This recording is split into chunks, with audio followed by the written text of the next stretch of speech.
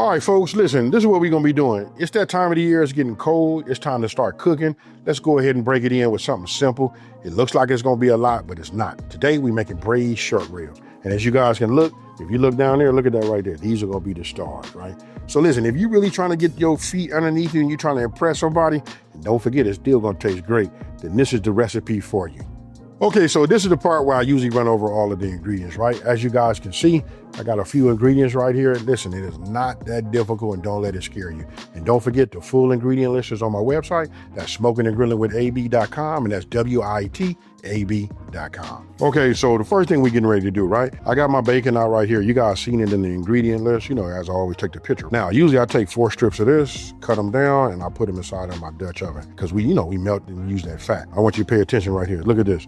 This is already done. Already keep this. And don't forget, we going into the holidays, folks. Cook bacon and save this, because this is going to be the start of all your good meals, right? You know, bacon fat. This already has been rendered. And what we're going to do is we're going to get ourselves just about a heaping tablespoon, and we just add that to the pot. But for those of you guys that ain't doing no pork, you guys can just use butter, and then we can use a little bit of extra virgin olive oil. Okay, I can see I'm really, really hot right now. So what I'm going to do is I'm gonna take it. Now this is the bone side down of my short rib, but I'm gonna go meat side down first. We're gonna do that with all of them. This time I didn't do no seasoning in the beginning, you know what I mean? Because it gives it, you know, a lot of color. So what we're doing is we're putting it down meat side, right? And then this one here, find the bone and drop this one in the center. And this is what you wanna do. We wanna get some color. We're not trying to cook this, right? Because if you try to cook this is a lot, it's not gonna be tender. That's where the time comes in. Right now, we'll just go ahead and start this little braising process.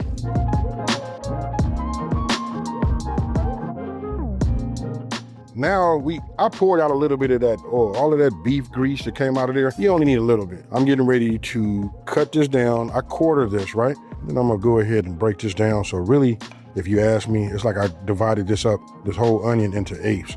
The other one, I'm gonna do a little bit of a julienne, you know what I mean? You know, technique with it. But we take it like this. Now don't worry about it, because if you look, you can see all the layers in here, right? They don't really break like you would think they would. So when you put them in here, and they get under that hot grease, they loosen up and they come loose. And then all of this releases its flavor in there too.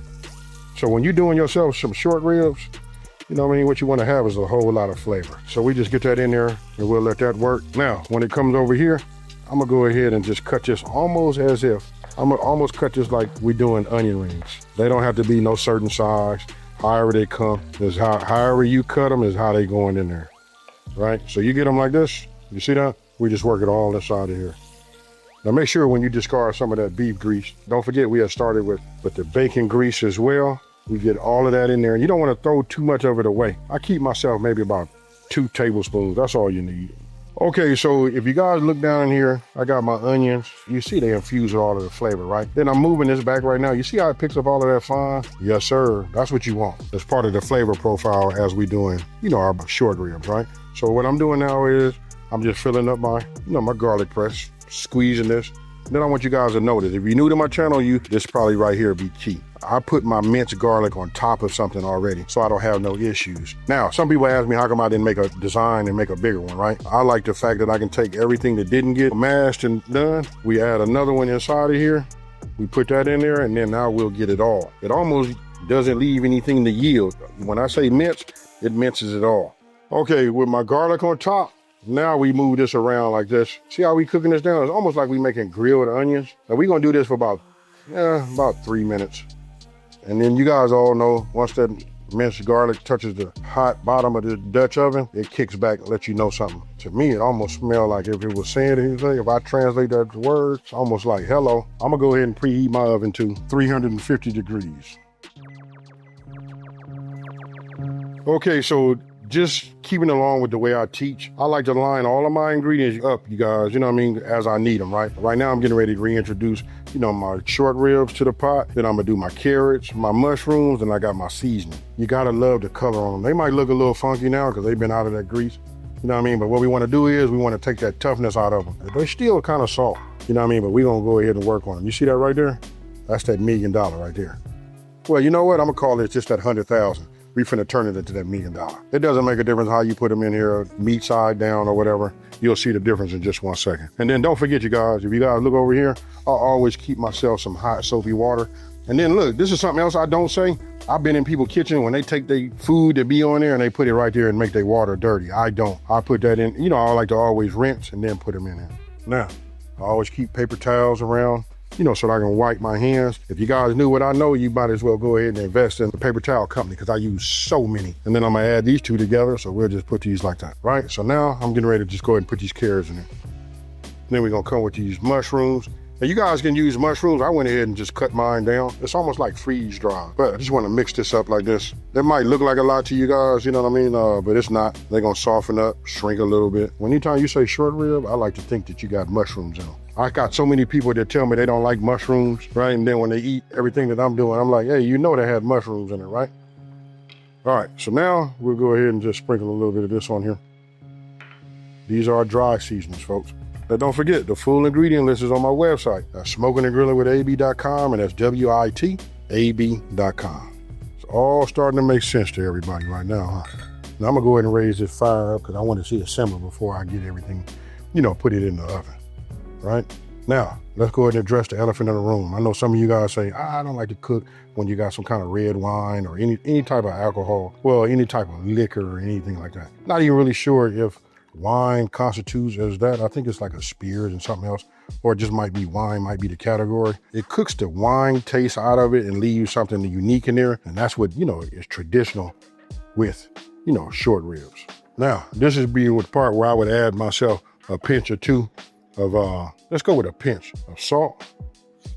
And then we're gonna put a little bit of fresh black pepper on top. All right, so this is where we at. For some of you guys that don't have this right here, this is gonna be the killer. So listen, this is the B. Remember I always talk about, I say the B, remember there's an A and then there's a B. The B is for like your heavier meats, right? So this right here, you don't think that these braised short ribs constitute, you know, to be a little bit on the heavier side? This right here, it'd be the only difference that I have. If you guys ain't got none of this, you better run out and get it, because don't forget, holiday season is coming up. We're going to be using both the A and the B. That's from my Level Up series. You guys can go to my website and check it out. You know what I mean? But right now, we got this going. I'm going to add just a little bit more to it. Just another little sprinkle, and then I'm going to leave it alone. Right now, I'm just trying to make sure I get some of my liquid. That's going to be everything, folks. All right, you see that right there? I know we nice and hot.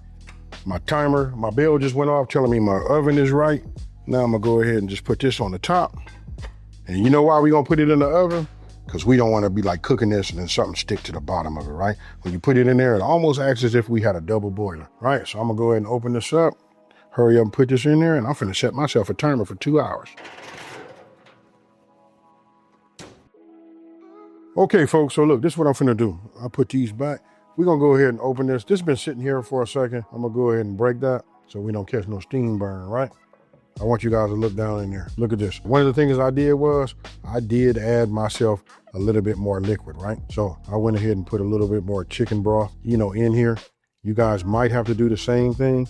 Now I'm just scraping this because this is all flavor that's in here. This is all from the steam. Oh man. Now, I want to show you something. You want to know, does this fall off the bone? Look at that right there. I'm gonna leave this in here. You know what I mean? Because it's just like making stock, right? We got the bone, we got a little bit of that marrow. So until I finish cooking this, we want this to be in there because that's a lot of flavor. Now, I've already mentioned to you guys, I added a little bit more chicken broth in here. So this is good. Now, I got a little level up for you guys. You see this right here? Remember we had cornstarch. What I'm gonna do is drop this inside of here. I'm finna add some cold water to it.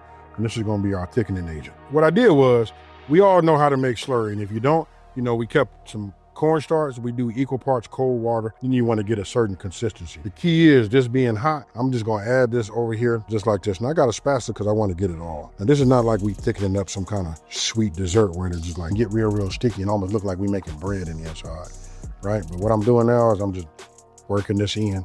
We going back in the oven, right, for about another 30 minutes. Now I like to always take myself a toothpick and then check my tenderness. I checked this already. Ooh. It's really on its way. It's almost ready. It's eatable now, but I want to break it down just a little bit more, right? And along with this thickening agent that we put in here, this slurry, if you guys didn't know, that's called a cornstarch slurry. All my bakers, we all know what that means, right? So we have that. Now what I'm gonna do is I'm gonna rotate this and just get this big piece of meat right here. Let's get this, there we go. We want to get this submerged. Then we're gonna go just for another 30 minutes. But you see that right there? Look, here go another one that's just ready to just, oh. It done already worked. You see that? We're on our way, folks. If you guys want to add some potatoes, this will be the time you can do that. Okay, so look, I got these potatoes right here. Now, some of y'all gonna say, hey, B, you finna put potatoes on top of potatoes? Because I'm gonna put these on some mashed potatoes. But some of you guys gonna add this to, you know, on a bed of rice. So what I'm doing now is I'm just cutting these down so these will all be in the same size, so they all be ready at the same time. And we all know we only got 30 minutes to be in here. We're gonna cut that one down in the quarters. Look at that. Now we all still the same. Okay, so you see what it looks like now that we put the potatoes in there. Now I'm finna put it back in the oven. We just gonna go for another 30 minutes. After that, we finna go ahead and plate these. You're gonna like this. Okay, folks, look, come in here, take a look. Now I got it out of here. A lot of times I give people the time. You know, we start out with 2, we check tenderness, put it back in there for 30 minutes and figure out, do I need to go another hour? So right now I got about 4 hours in on this, but I wanna show you something. Look at this right here. When I say it's nice, and it'll break up and do all of that, this is what you want to, oh my goodness, that's what you want. And then you see this down here? Oh my God, this right here is what you want to have, folks. Now look, let me go ahead and put this on top of some mashed potatoes, you know what I mean? Then we're gonna go from there.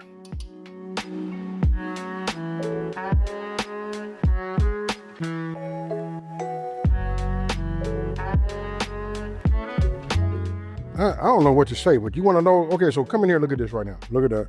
You know what I mean? So when it's soft, you know what I mean? We don't want it to be mushy, but when it breaks like that, you guys got to know, like, hey, it's fire. Now you guys can add all of the juices from there on there for this purpose right here. I'm going to go ahead. Let's just go ahead and get some of this potato, but that right there is a forkful. And he think he finna get away? No, sir. Cheers, y'all.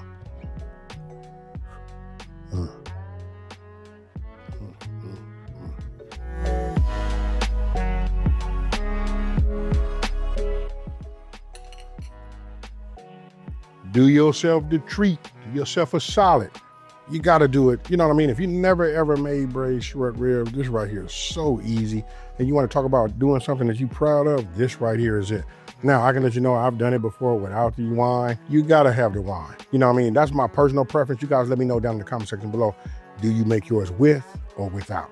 You ask me, you gotta do it with. Now, check this out. Talk to me, tell me, is there anything that I left out? I know I did like a little bit of a double potato, but that's just the way I do mine, because some of you guys might want to put them over rice. So now you got that, you know, the baby potatoes that go on top of that rice too. And you got a lot of gravy. Now, with that being said, listen, if you're new to my channel, let me take this time to say thank you for watching this video. Don't forget to like, smash that subscribe button, and tell everybody out there, there's a channel out here that's simplifying these recipes and taking the mystery out of cooking. You know what I'm about to do, folks? I'm not finna walk, I'm finna eat. I'm out. Peace.